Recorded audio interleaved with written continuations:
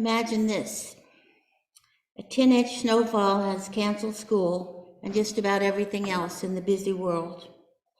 You have an unexpected day at home, cozy and warm, and you've got a few books you want to get into. The unexpected joy that comes with a snow day, plus the indulgence of getting into a new world in a new book, is a memory that many of us cherish. Our imagination goes to work to take us into new places and to introduce us to new lives. We are, of course, fundamentally storytellers. Give a person a few random details and it won't be long before the causes and the effects have been linked to suggest coherence, to eliminate any unsettling randomness. We like it when the world makes sense. You may have heard that there are only 6 fundamental storylines, and that almost all stories are a variation of those. The steady rise, a rags to riches story, steady fall, like many of Shakespeare's tragedies, or the rise and the fall and the rise again, like Cinderella. Even the way our stories get told fall into recognizable patterns because we like that way. We like for them to be that way. When a story seriously messes with our expected outcome, we're not merely disturbed by it, we don't like it. And the narrative, the book, or the movie fails because of it. Thinkers from the therapeutic professions realize that our storytelling is the way that we tell our lives, and it reveals more than you might think. Some people's stories have them, if not the hero, at least as a competent, capable actor who mostly has control over events. Other stories have them somehow always on the short end of the stick, always somehow a victim, always at a disadvantage. It doesn't take too much analysis to understand which of these two storytellers is likely to be leading the happiest life. I know some who seem to be living out the Groundhog Day of their lives, the same unfortunate story again and again. When you are an observer of these, you are perhaps more able to see the patterns repeating themselves than is the person who's living them. You want so badly to enter their narrative and fix it for them. There can be overarching narratives with a few subplots along the way. Many people remember childhoods that didn't really make them the star of the show. Perhaps this is part and parcel of many childhoods, to feel young and incapable and disadvantaged somehow. Sometimes the story changes as they mature. Perhaps they find a career that gives them a feeling of adequacy and the control they need. Or perhaps it's a successful and happy family that means that the issues of childhood were merely an inconvenient hurdle. There's little doubt that having an omniscient narrator is a big advantage when telling a life story. The all-knowing voice can take us away from the immediacy of a current predicament and fit the situation into a bigger, larger picture that gives us perspective. Unfortunately, omniscience comes to us after it's too late. Our culture gives us stories to live out. Some of those patterns have in recent years required a good bit of examination and change. If you're a white heterosexual male, you may have particular sensitivity to the ways that your characterization has changed. Breadwinner, father knows best. There was, I think, a time when these narrative expectations seemed solid and all but unavoidable. A woman of my era, for example, would of course grow up, fall in heterosexual love, get married, have kids, and live happily ever after. I did finally do all of those things, but not on the timetable that the world was expecting of me. So I need Stephen's ominous chord here, an old maid. A cultural script that I do hope has been ripped up and burned. The women's movement, the gay rights movement, the civil rights movement, the fixed notions of gender have brought so much cultural change in what seems like a relatively short time that it is easy to understand why some are so flummoxed. Steve and I watched a documentary on TV the other night on the making of a theme park in Kentucky devoted to Christian creationism. It is insistent on the idea that the 6 days of creation should be taken absolutely literally. Its showpiece is an authentic Noah's Ark, 40 cubits by whatever, but almost assuredly insistent on the notion that the dinosaurs and the human beings lived on Earth at the same time. On display was not merely their creationism, but their creative thinking, the way they bent science and logic to get their story told to prove their point. I feel to some degree like we are living in a similar period. There are dinosaurs of different cultural stories living among us. I think I may be one of them, in fact, because despite my best intentions, I struggle with using a plural pronoun when I know I'm referring to a singular person. Is there a cultural narrative that is any stronger than the Christian story, especially for those who have written themselves into it? The season of mangers and wise men and miracle births will soon give over to crucifixions and the rolling away of the stone and resurrection. Walk into any Christian church on a Sunday morning and step into that never-ending story, where comfort is taken in familiar words, assurances of knowing that the believers belong, and of course, more importantly, that there is a sure and unambiguous end. If the lingo that goes with this narrative hadn't filtered so much into the world outside the church door, I'd have less to be annoyed over. When the cliches about being in a better place or everything happened for a reason kick in, we know that the deeper questions, if registered at all, are being brushed away and exchanged for that happy insurance that will move them on down the yellow brick road. That cultural narrative has such dominance that it is impossible to run for political office unless the bona fides of being a Christian have been announced. And when a national tragedy occurred, God and prayers are summoned to take over what human beings cannot understand. In her book, Cultish, The Language of Fanaticism, and I would stop and say that she uses cultish as the title because she wants to make it reminiscent of Spanish or Danish or English. So she's looking at language in the occult groups that she identified, which she explains is a way that it controls the members. Cultish, The Language of Fanaticism, is by Amanda Montell, a linguist.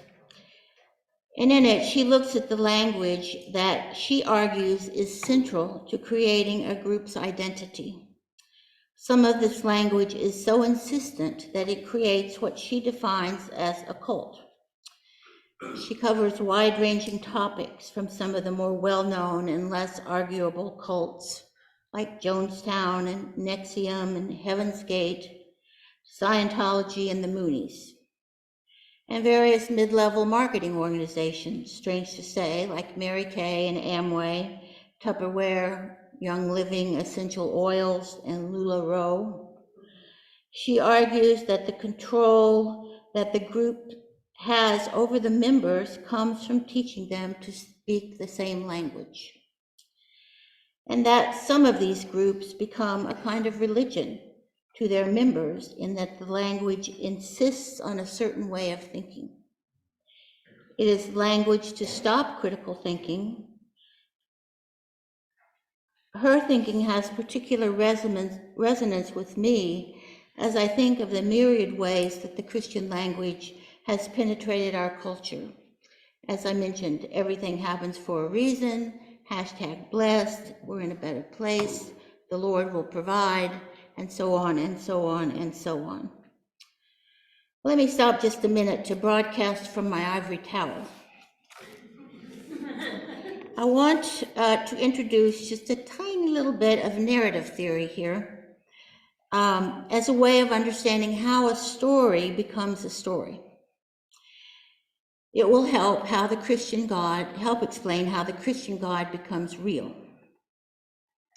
My knowledge comes from my dissertation, which was an investigation of the ways that a book can become a movie and its relative success.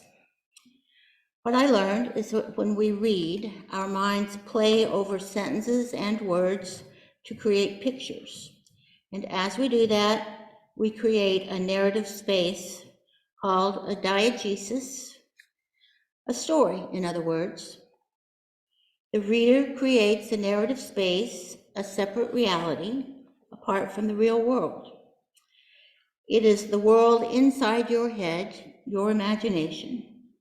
That imaginative space allows anything to happen. Characters who don't really exist become real. Atticus Finch, Huckleberry Finn, Hester Prynne, Cinderella can dance with the mice, and the wizards can fly on broomsticks.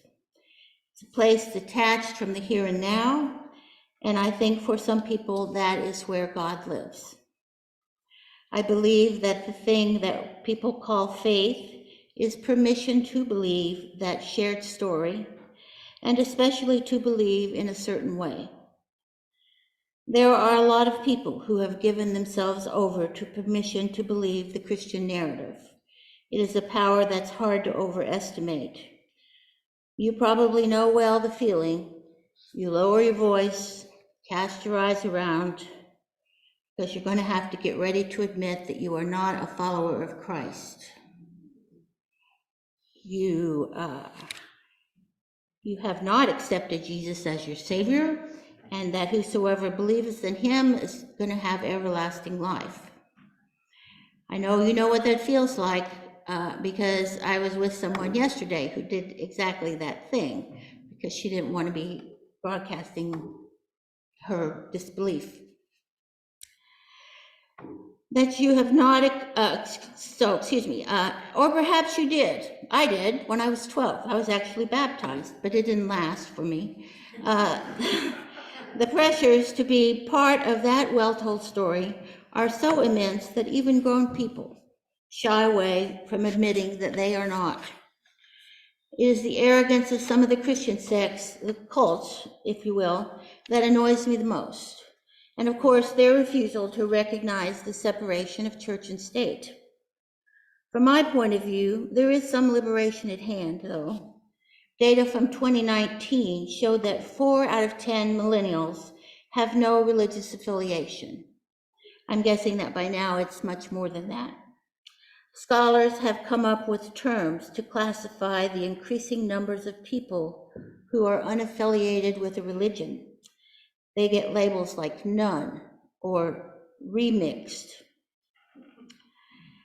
which describes the tendency of contemporary seekers to mix and match beliefs and rituals from different religions to create a kind of what they call bespoke, which is to say a religion that's just made up exactly as you want it to be for you. So they create a bespoke spiritual routine, as she says. The fragmented and fractured nature of our current culture makes us understand that people are looking for something. We all need something to belong to. Amanda Montell used what I thought was an interesting phrase to explain the social trend she identifies in the cult-like memberships. She says that these are people who are searching to be found. People who are searching to be found. Their desire to belong is so great that even a membership in a fitness club becomes a religion for them. Unitarian Universalists are short on a narrative. We don't have a story.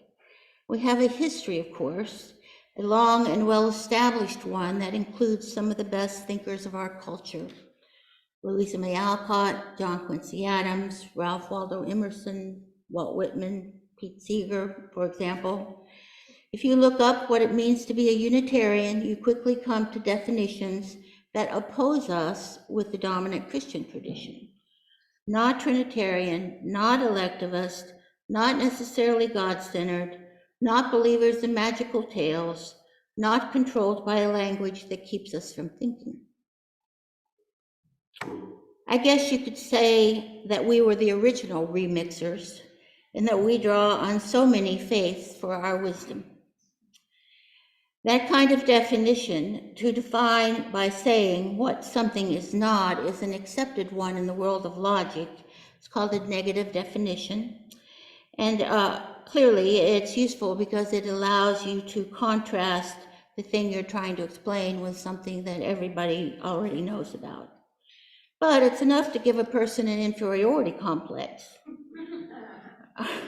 Our faith is lived in the here and now. And our 7 principles reflect a concern over the world that we live in. We like our stories grounded in truth, more documentarians, I believe, than fabulists.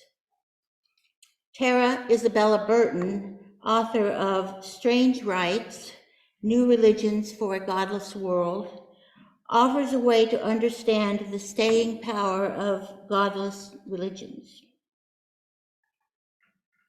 She suggests that rather than look at what religions are, we should look at what they do.